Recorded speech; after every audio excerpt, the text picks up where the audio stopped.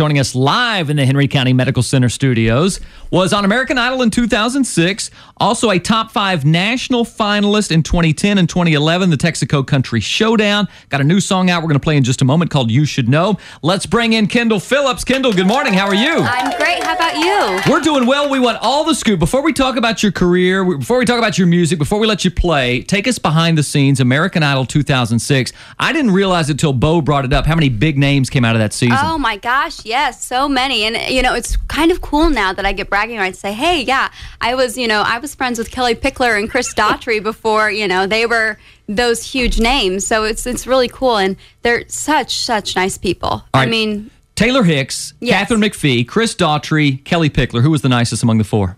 Honestly, I would say it's a tie between Chris and Kelly. Well, for those of you who don't know, reality television is not real in the least. What? So, I know. No shocking, way. right? Oh, I know. no. Perish the thought. Yeah. So, producers were always out trying to go get all these contestants to go out and party and get drunk and this and that. Are you kidding me? And Chris was, in the mindset that this is my career, I'm not going to mess it up. Whereas Kelly and I were both too young to go do that anyway. So we were the youngest of the contestants. So we just sit there and hang out together and be awkward and like, what are they doing? And all this other stuff. Then Chris was just a great guy. And so we'd all kind of hang together. And Chris, for those of you who don't know his story, I mean, for all these years, he's been married to the same woman. Mm-hmm. She had children that he welcomed into his heart. And so for me, just, anyone who can open their heart to, step kids like that is just a huge bonus. And so the producers encourage, they want to go out, party, get a little crazy, have a little fun, stagger back to the hotel. It's okay. We'll film the whole thing. Well, those Hollywood rounds where people come in and you're supposed to do the group competition. Well, the best ones that make television are the crazy reactions where people are hungover, and so other people in the group are mad that they're hungover and don't know their part, or they're passing out, or they forget the words because they didn't practice. So they thrive on that. They do. And so for me, it was that was my biggest fear, because I'm 16 and this is my shot, and I don't want to make the kids at school mad and all this other stuff. So I didn't really partake in any of that, but I did have Mom there going, no. Producers, step back. Mm-hmm. Good for Mama. Yeah, exactly. Yes. So now you're living in Nashville. Yes. Chasing the country music career. I am. Working on an EP, or is the EP done? I'm working on it. For it's a matter of time and money. Yeah. Right now, we've got the first few singles done, and I'm so happy. I'm so excited, and right now just working on it. And I'm producing this project myself. So for me, I don't want people to listen to it and then have a Dan Huff record come on and then go, oh, wow, that really fell short. So I want to take my time and make sure it's done right, especially since this is my first all self-produced and self-written project. Right. But I want it to sound as good as my idols. So I don't want it to fall flat. You were telling us off air, when you first auditioned for American Idol, it was more or less a country audition. Yes. They liked what they heard, but they said, okay, we got our country girl with Kelly Pickler. Yes. Sorry, we don't need you. Oh, yeah. But you didn't give up. Oh, no. No. I'm not one to shy away from a closed door. I came back.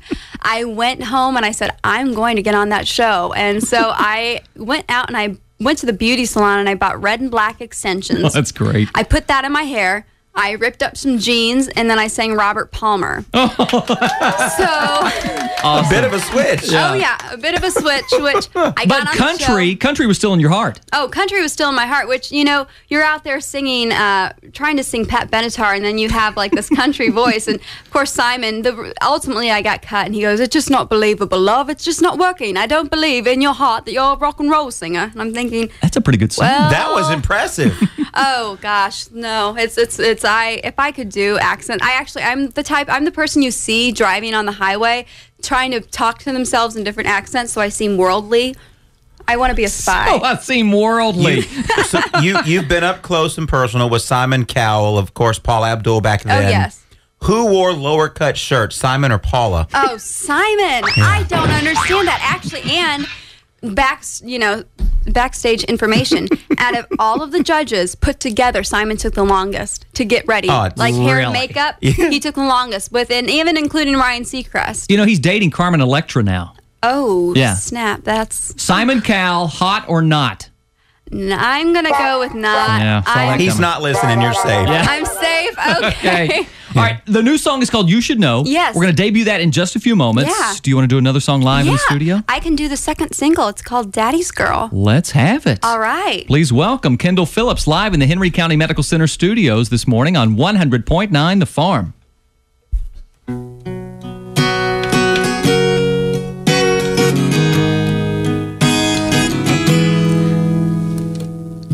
He took her hand, spun her around, her feet left the ground. Daddy's girl.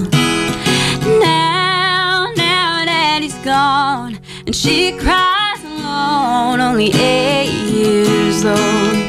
She's stronger than she needs to be, just clinging to a memory. And at night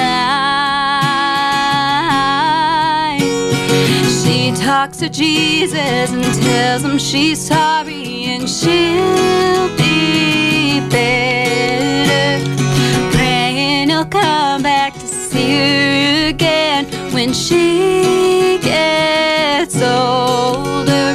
Her mama keeps crying and she don't know when she'll see her daddy again. So she talks to Jesus, asking him when they'll be spinning in circles again.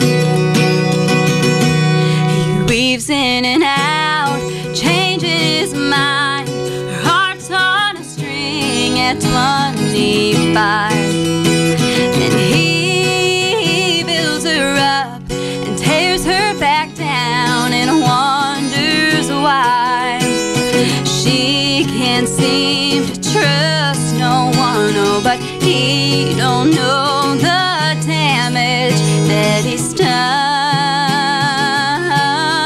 And she talks to Jesus and tells him she's sorry, but she needs better, praying he'll leave and won't come back again, 'cause she's so over, crying her eyes out when he comes around, breaking her heart once again. So she talks to Jesus, asking him when they'll stop spinning in circles again.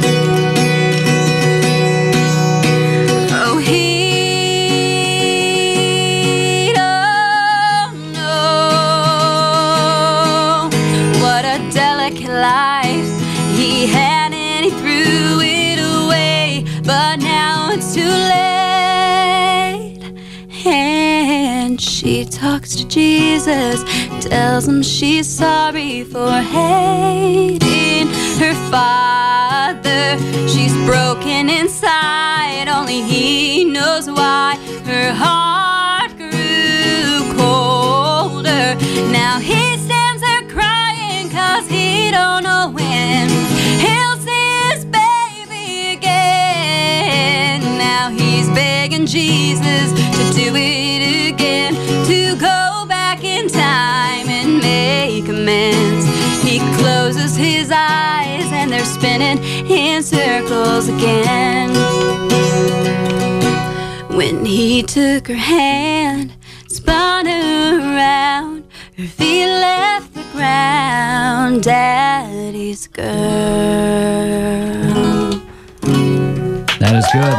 That is Kendall Phillips you. live in the Henry County Medical Center studios. Did you write that? I did. Should I ask the inspiration? That's a deep song. It is a deep song. Honestly, there's a big show in Indianapolis called the Country Music Expo, and for me, if I were to ever see Keith Urban, crying for me is normal. But this little girl came up, just tears in her eyes, and I didn't know how to handle that. And so her mom had explained that a song that I wrote called "Not Me" had really impacted her and it made her think of the relationship she had with her father. Wow. And I just thought, she was 7 or 8, how her life must be and how it's going to affect her for the rest of her life. And this girl was just so precious, and I thought someday down the line this dad is going to realize what he's missed out on and he's going to feel sorry. So I went home, and honestly, the song just poured out of me. I think the song needed to be written because so many people I know out there at one point or another have a relationship like that where it's strained, and